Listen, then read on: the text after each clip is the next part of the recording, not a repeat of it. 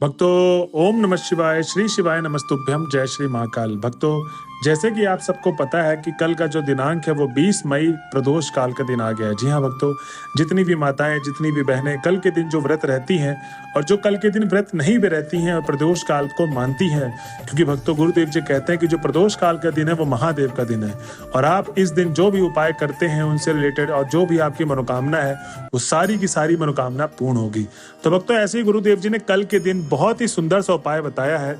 प्रदोष काल के दिन अगर आप इस उपाय को कर लेते हैं जो आज के इस वीडियो में बताया जाएगा, तो आपकी जो भी मनोकामना है, चाहे धन से रिलेटेड, चाहे कर्जा से रिलेटेड, या आपके घर का कोई व्यक्ति जो नया बिजनेस स्टार्ट करना चाहता है या कोई नई दुकान लगाना चाहता है या किसी ऐसी प्रॉब्लम में फंसा है जहां पर उसको बहुत ज्यादा पैसे की जरूरत है, या आपके घर में धन आता है टिकता नहीं है, आपने बहुत ज्यादा कर्जा ले लिया है, बहुत सी समस्याएं हैं, या आपने कोई अपना नया बिजनेस स्टार्ट किया, उसकी बरकत रहे, आपके घर में बरकत रहे, आपके जो बच्चे हैं वो हमेशा पढ़े और अच्छे नंबर लाएं और वो जीवन में बहुत ज्यादा तरक्की करें, ये सारी समस्याओं से रिलेटेड और जो भी आपकी मनोकामना है वो कल के दिन आपकी इस उपाय करने मात्र से वो पूर्ण होगी। जी हाँ भक्तों, गुरुदेव जी के बताए गए उपाय की तरफ चलते हैं और जानते हैं कि आज के इस वीडियो में गुरुदेव जी ने ऐसा कौन सा उपाय बताया था।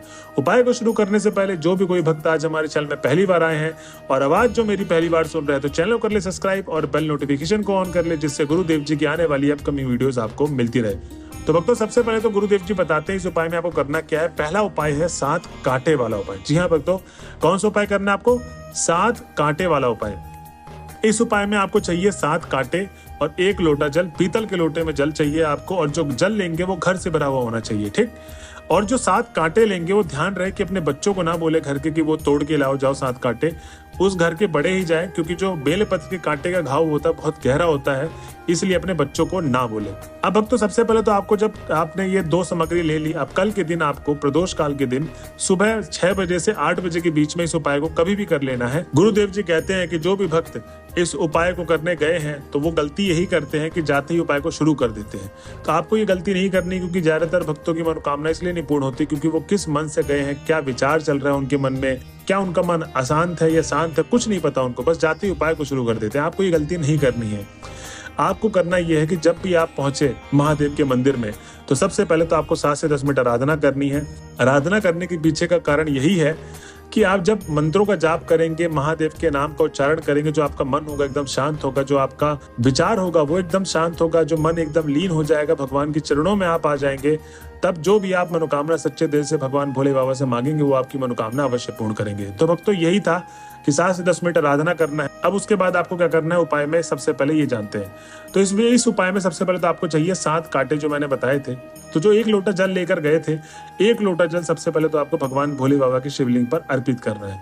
अब 1 लोटे जल अर्पित करने का जो तरीका गुरुदेव जी ने बताया है, क्योंकि कुछ लोग होते हैं जो बूंद बूंद 1 लोटा जल अर्पित करते हैं, कुछ लोग होते हैं जो पूरा का पूरा 1 लोटा उड़ेल ही देते हैं, एकदम जल्दीबाजी में रहते हैं।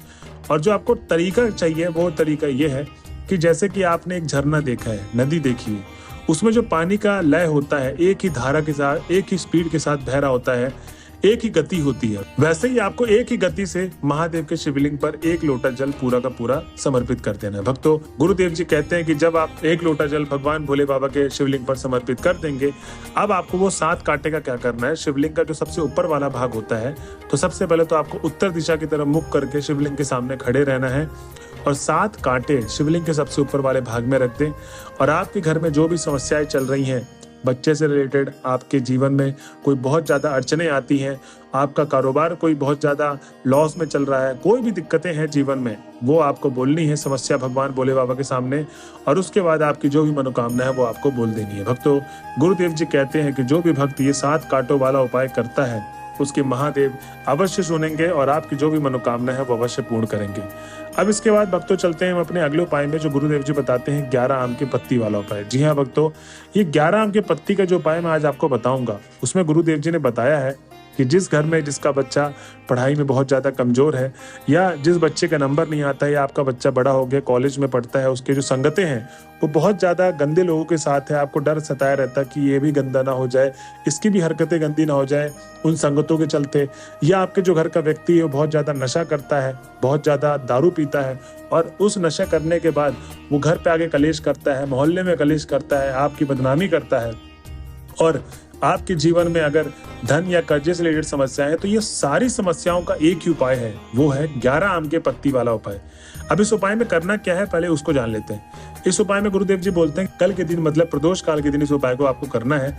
इस उपाय में सबसे पहले गुरुदेव जी बताते हैं कि आपको चाहिए 11 आम की पत्ती। अब जैसे कि आप सबको पता है कि गर्मी का मौसम चल रहा है, गर्मी के मौसम में जो आम के पत्ते होते हैं वो नए पत्ते आते हैं क्योंकि आम का सीजन है ये।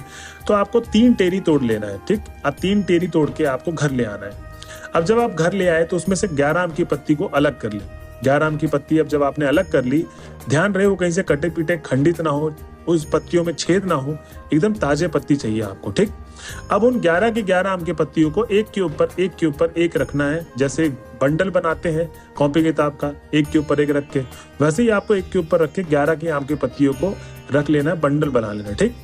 अब एक कच्चा सूत लेना है, कच्चे सूत के धागे से आपको उस पूरे के पूरे 11 आम की पत्ती को बांध लेना है। भक्तों, इस 11 आम की पत्ती को बांधने के बाद आपको चाहिए 1 डिब्बी शहद की और 1 लोटा जल का। ये तीनों लेके आप सीधा चले जाएं महादेव के मंदिर में कल के दिन, और कोई भी अगला प्रदोष काल वाला आएगा दिन, उसमें आप ये उस उपाय को कर सकते हैं जो मैंने आपको समस्याएं बताई उसके निवारण के लिए। तो भक्तों, इस उपाय में सबसे पहले तो आपको 7 से 10 मिनट भगवान भोले बाबा की आराधना करनी है, जैसे मैंने आपको बताया था पहले वाले उपाय में कि क्यों करनी होती है। अब जब आपने आराधना कर ली तो सबसे पहले तो आपको जो 11 आम की पत्ती मैंने बोली थी, तो शहद को आप निकाल लें थोड़ा सा डिब्बी में, और जो 11 आम की पत्ती का जो शुरू वाला भाग होता है, जैसे पत्ते का अंतिम भाग हो गया, छोर जहां से पत्ता खत्म होता है, जहां से पत्ता शुरुआत होता है, जहां से टेरी से जुड़ा हुआ भाग होता है, लकड़ी वाला भाग, ठीक, उस वाले भाग को आपको 11 के 11 आम की पत्ती को उसी वाले भाग से सिर्फ आपको शहद लगाना है। आपको पूरे पत्ते में नहीं लगाना है शहद, इस चीज का आपको ध्यान रखना है। सिर्फ शुरुआती वाले भाग में आपको शहद लगा के अशोक सुंदरी वाले स्थान पे वो बेल पत्र आपको अर्पित कर देना है। अब जब आप बेल पत्र अर्पित कर देंगे तो सबसे पहले तो आपको जो भी समस्याएं हैं वो भगवान भोले बाबा को बोलनी है, अपना नाम और गोत्र बोल के, और जिसके लिए उपाय कर रहे हो उसका नाम और गोत्र बोलना है। इस चीज का आपको विशेष ध्यान देना है, ठीक। और नाम बोल के, आपको गोत्र बोल के समस्या बोल देनी है, और जो भी मनोकामना है वो भगवान भोले बाबा से मांग लेनी है। अब भक्तों, जो 1 लोटा जल लेकर गए थे, वो 1 लोटा जल पूरा का पूरा जल, जैसे मैंने पहले उपाय बताया था कि किस तरीके से आपको जल अर्पित करना है, एक धारा एक ही गति से आपको जल अर्पित करना है बनाते हुए, बीच में जल रुकना नहीं चाहिए, और जो जल अर्पित करेंगे वो बहुत तेजी से भी आपको अर्पित नहीं करना, ठीक। एक ही गति बना के आपको पूरा का पूरा जल भगवान भोले के शिवलिंग पे अर्पित कर दें, और श्री शिवाय नमस्तुभ्यम का जाप करते रहें निरंतर, ठीक। और भक्तों, इस तरह से आपको ये दूसरा उपाय करना है। और गुरुदेव जी कहते हैं कि जो भी भक्त मेरे बताए गए उपाय को इस तरीके से कर लेता है, उसकी जो भी मनोकामना है, जैसी भी मनोकामना भगवान भोले बाबा उसकी पूर्ण करेंगे, और कोई भी आपको दिक्कत नहीं आने देंगे। तो भक्तों, ये था आज का वीडियो। अगर आप वीडियो के लास्ट तक पहुंच गए तो श्री शिवाय नमस्तुभ्यम लिखना ना भूलें। मिलते हैं अगले वीडियो में, जब तक के लिए बने रहे हमारे चैनल में। हर हर महादेव।